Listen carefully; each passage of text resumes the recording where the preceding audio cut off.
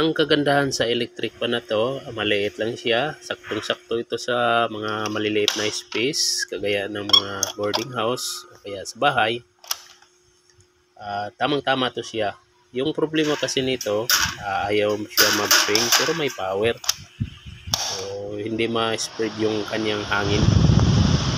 Hindi kagaya nitong standard, Hibiki, Panasonic. Ang lalaki ng body niya kaya malaki yung makain na space. Di kagaya nito, sobrang liit lang. Pwede lang sa kanto-kanto. Malakas yung hangin niya. Yung problema nga lang, ayaw siya mag-swing. Ito yung pinaka problema niya. So ito yung titingnan natin dito sa kanyang motor. Baka may sira o baka mahina na yung kapasitor niya kaya ayaw mag-swing. So depende lang. So titingnan natin dito sa kanyang mga motor. Baka may problema yung motor din niya kasi iba yung motor sa pang swing saka dito sa kanyang blade. Ito yung blade niya parang ano lang yung bilog.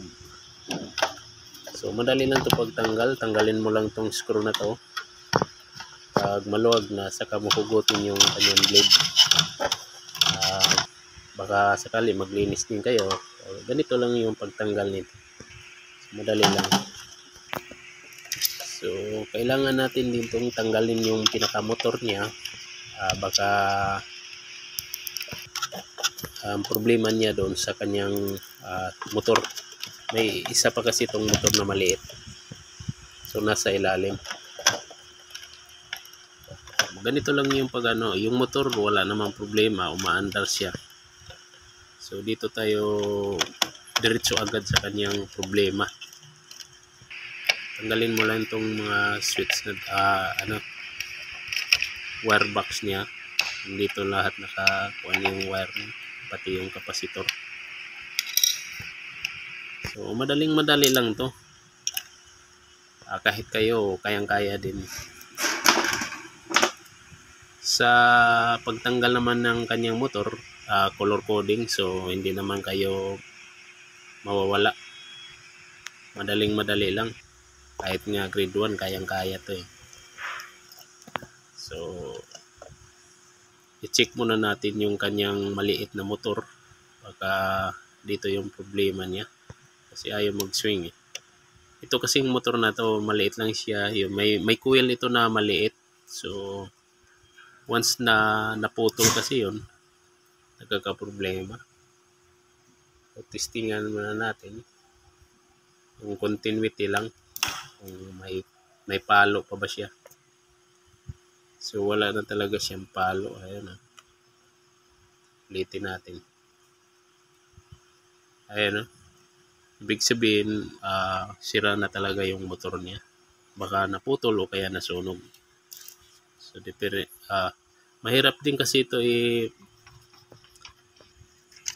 kasi maliliit eh. So ang gagawin natin, replacean na lang para madali. Dami naman itong mabili doon sa mga electronic, mga bilihan ng spare parts ng electric pan. So marami to. 4 watts lang ito. Ayan. Dali. So ito naman siya. 20 yung input niya. So huwag kayong matakot nito pag nagkabit kayo. Kagaya nito, yung color ng niya, iba. Ang wire. So huwag kayong matakot kung magkabaliktad o ganun. Okay lang yun kasi ito kasing motor na to, pwede, wala kasi ito siyang direction eh. Pwede reverse, pwede clockwise, ganun. So depende lang yun sa pag-ikot niya. Wala kasi itong so baliktaran yung ikot nito. Kaya huwag kayong matakot na mabaliktad pagkabit. Hindi yan puputok. Hindi yan sasabog. Kailangan lang natin replacean kasi yun lang pala ang problema niya. Kaya ayaw mag-swing. So kagaya ng nasabi ko, huwag kayong matakot na magkabaliktad pagkabit, maski magkaibang color. Pagtanggal nyo, tandaan lang nyo kung saan yun nakakabit. Doon lang din nyo ikabit uli. Madaling-madali lang. Pag isang color lang yung wire sa motor na binili nyo o kaya yung ipinalit nyo, kagaya na nasabi ko, huwag kayong matakot kasi hindi yan puputok. Yung isa kasi nito diretso sa kapasitor. Yung isa naman diretso sa kanyang outlet.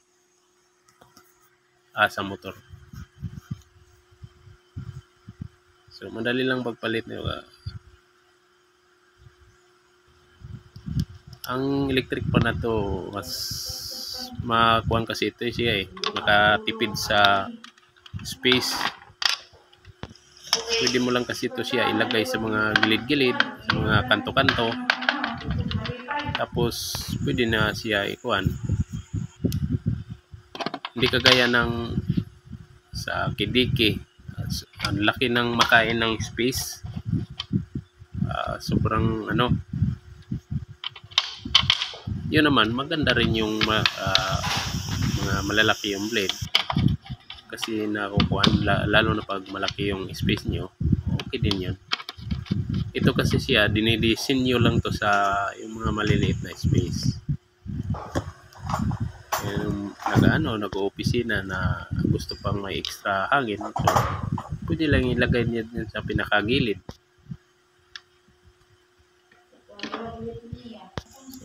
Hindi siya masyadong malako sa space.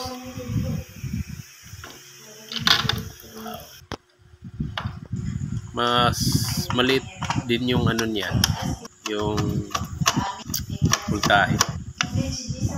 So hindi siya malako sa kuryente.